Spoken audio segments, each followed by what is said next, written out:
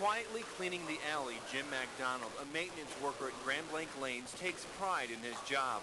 But the people around him act as if he isn't even there. Little do they know, 20 years ago, the eyes of the world were focused on this very man. They called him Diamond Jim MacDonald. He was a world-class boxer who fought for the light heavyweight championship not once, not twice, but 3 times. And one of his opponents was none other than world heavyweight champion Michael Spinks. Now swings a direction with a combination that has Spinks. Round 8. This is the round I hurt him in. This round they stopped the fighting too. His glory days are long gone. The only thing that now links the former fighter with the past is an old videotape cassette his sister gave him. My dream was the Olympics in 1980 when they boycotted it. MacDonald's boxing career began in the Marines. His unique style and extremely powerful right hook quickly showed the trademarks of a champion. And in 81, I ended up winning the SISM Games. They call that like the Olympic Games, but in the military, it's the SISM Games where all the countries come to Camp Lejeune. It was there again, and I ended up winning the gold medal there. Just 2 years later, he turns professional, quickly racking up a string of 16 victories with 15 knockouts, earning him a shot at fighting the #1 light heavyweight contender in the world. The day will come when I will get in the ring with Willie Edwards, and I will knock him out in the 4th round. His stunning victory suddenly throws him into the spotlight of the boxing world, and when the phone rings a few days later, the news is good.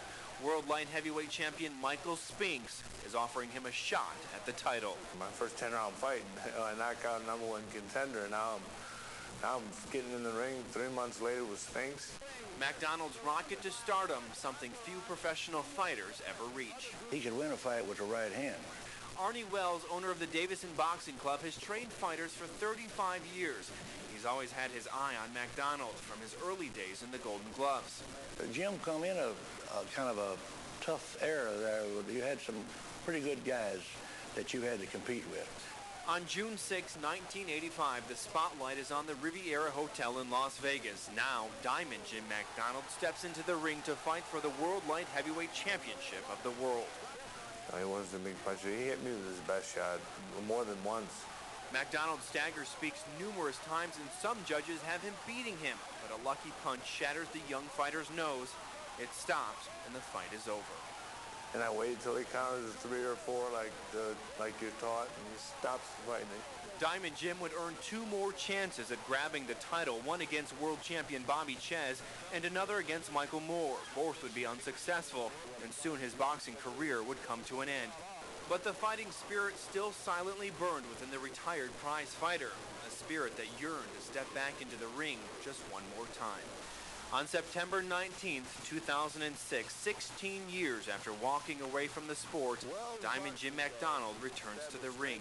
He is reunited with his longtime boxing mentor, Arnie Wells, and the day begins like stepping into a dream. Bring it on. It was natural. At 48, Diamond Jim seems to have lost very little of his skills, and his powerful punch as deadly as ever. When the moment comes, MacDonald takes that final step. He enters the ring, and the world suddenly comes alive again.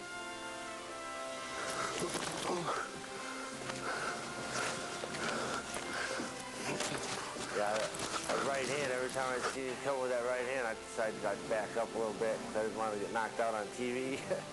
In that final moment inside the gym on that special day, Diamond Jim MacDonald is king of the ring again, a champion of the heart and the conqueror of dreams. MacDonald throws the right hand, throws it again.